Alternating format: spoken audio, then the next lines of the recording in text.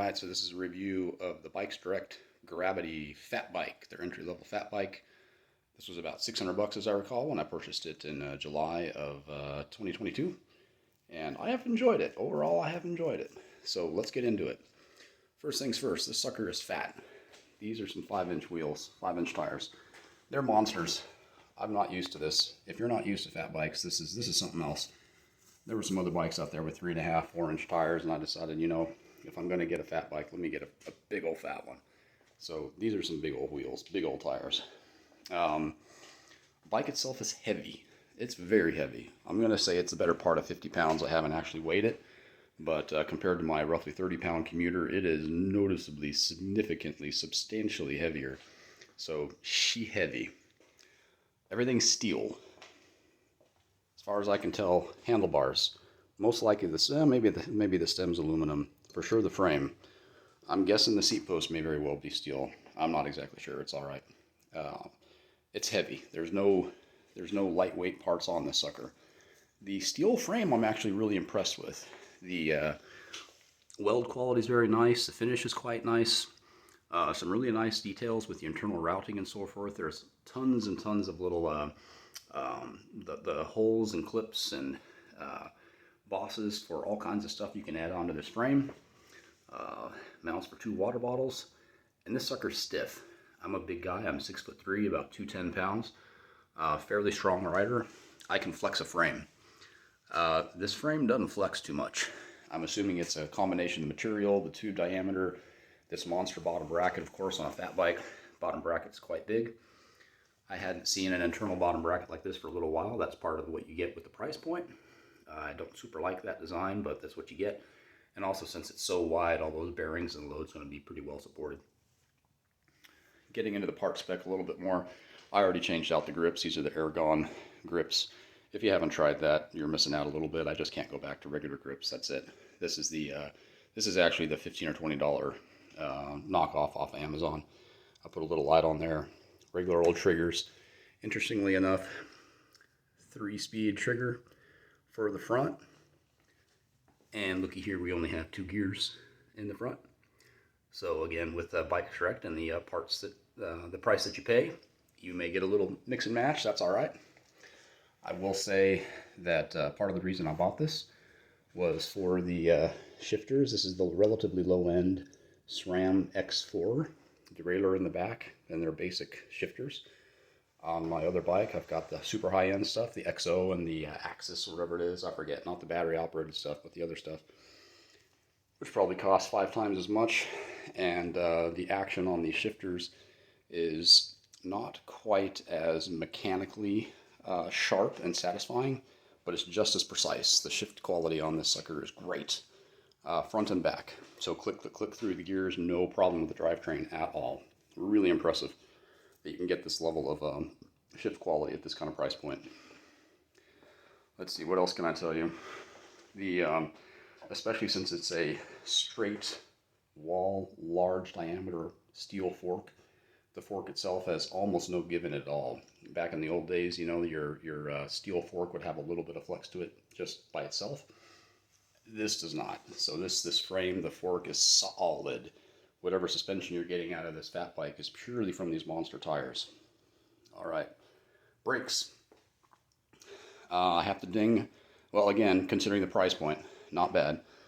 These are the basic Tektro cable pull brakes. Right on, going down to originally 160 millimeter rotors. This was barely adequate to not adequate to stop this monster. So again, I'm a little heavier, right? I'm 210.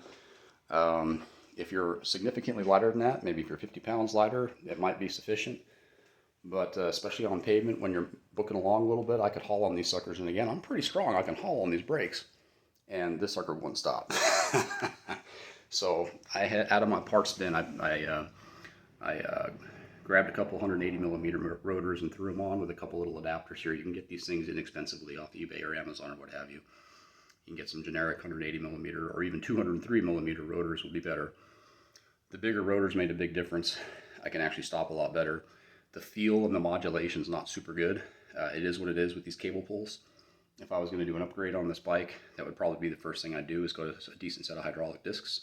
But that is what it is. It gets the price point where it's at, and it's enough to work. Let's see. I can't say a whole lot about wheel quality or tire quality because I don't have a lot of experience. So I can say that the wheels and tires are slightly less precise than I'm used to on 26 or 29 inch regular wheels and tires. They're slightly noticeably out of round and out of true, but they're so big it doesn't seem to matter. So your mileage may vary on this. It's somewhat noticeable if you flip it upside down or put it on a stand or whatever and spin it. But in reality, the slightly crude manufacturing doesn't matter because they're so huge. Obviously, I put on a couple of fenders as well. This is my bike around the neighborhood, tow heavy things. I put a little tow hook on here because I got a couple little trailers I can tow around. And it's my all-weather, all-purpose bike when I'm not using my commuter or my road bike. And these are fairly simple clamp-on large fenders that I got for this sucker for this purpose. Let's see. Saddle is actually quite comfortable. WTB, mushier and thicker than I like, but very, very comfortable. Again, I'm 6'3". This is an extra large frame, which seems kind of small. And the frame sizing seems slightly on the small side for me. As you can tell, I've got that seat way up. And I put the stem down as far as it goes without flipping it over. I'm probably going to flip that stem over in order to stretch myself out a little bit because the frame itself does seem to be a little bit small for the frame size that I'm at. Going back to the part spec, this is actually a really good thing that Bikes Direct does, is they give you a stem with a little bit of angle on it, and they give you a nice tall stack here.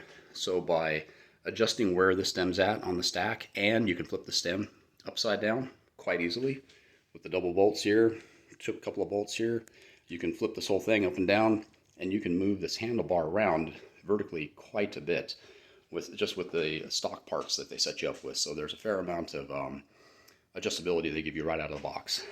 The bars are just fine for me. They're narrow by today's standards, which I like. I don't like the super wide bars. I guess that's a thing. If you want wide bars, this doesn't have it. This has got relatively narrow bars. Let's see. Seat post has got quite a bit of adjustability and extension to it. There's another couple inches down in there before I hit max extension, so I was able to set this up to fit myself quite well. Believe it or not, I've rode a few hundred miles on these cheapy out of the box plastic pedals, and they've held up thus far. So I even took it on a good 12-mile or so off-road adventure yesterday, and they're still spinning. They still work. They're not granching. As you can tell, I'm starting to take some chunks out of the plastic itself. They're not going to last forever.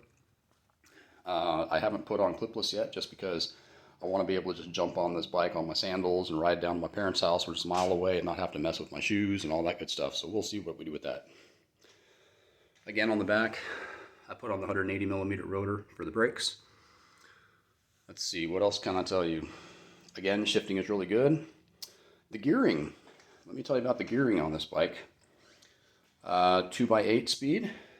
And whoever chose the chainring sizes and the cassette and so forth, basically the gearing for this bike did a great job.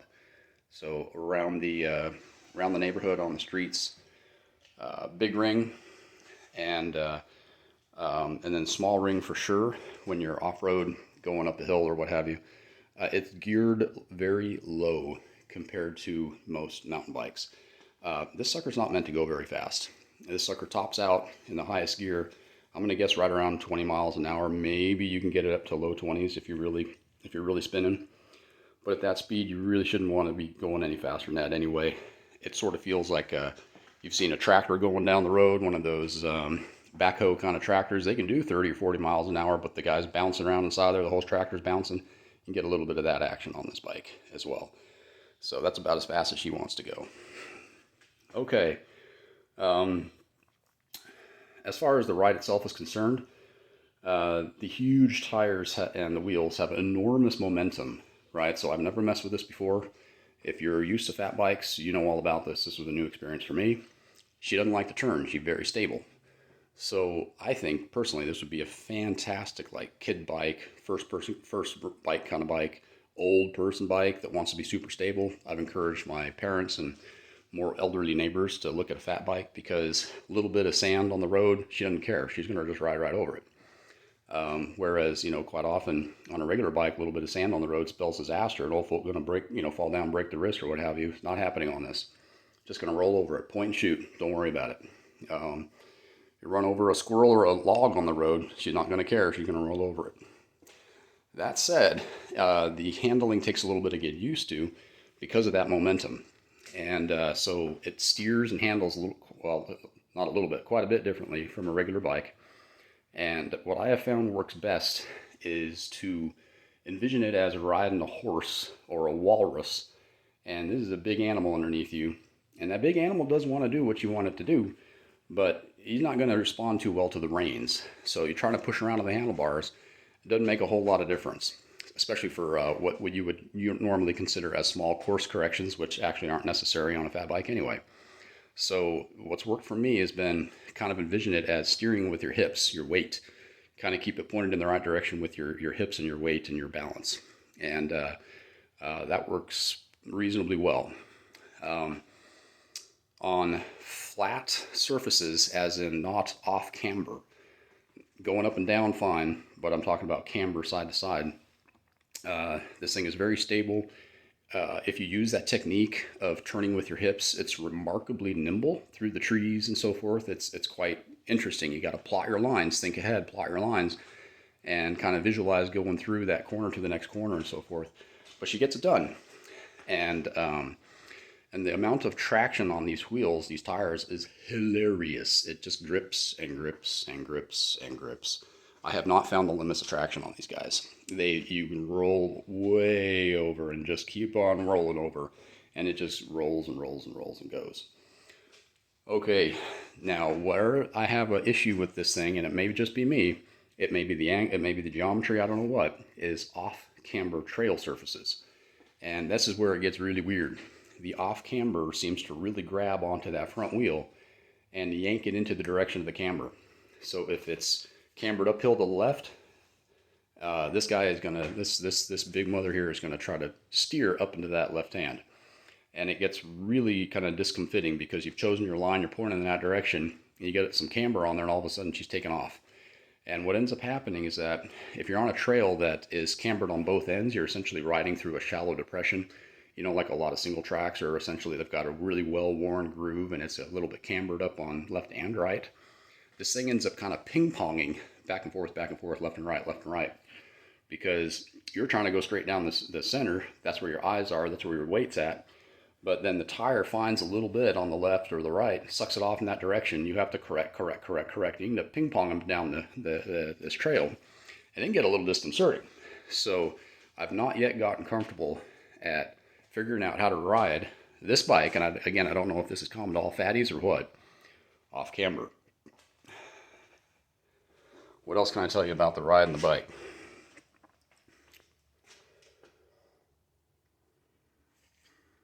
I think that's the vast majority of it. That's all I can think of at the time. Again, big takeaway, she's heavy. She's a great value. A lot of the part spec is really good. The brakes, for me, is the only thing that they really maybe should have somehow squeezed in 180 or 2 or 3 millimeter rotors. Not a huge deal to upgrade those, and that makes it a lot better. Greatly enjoyed riding this sucker around. Looking forward to doing a lot more. Looking forward to whenever we get a little snow here. Play with tire pressures, that's another one. I would suggest starting on the high side. Lower your tire pressures as you go along, depending on the kind of terrain you have.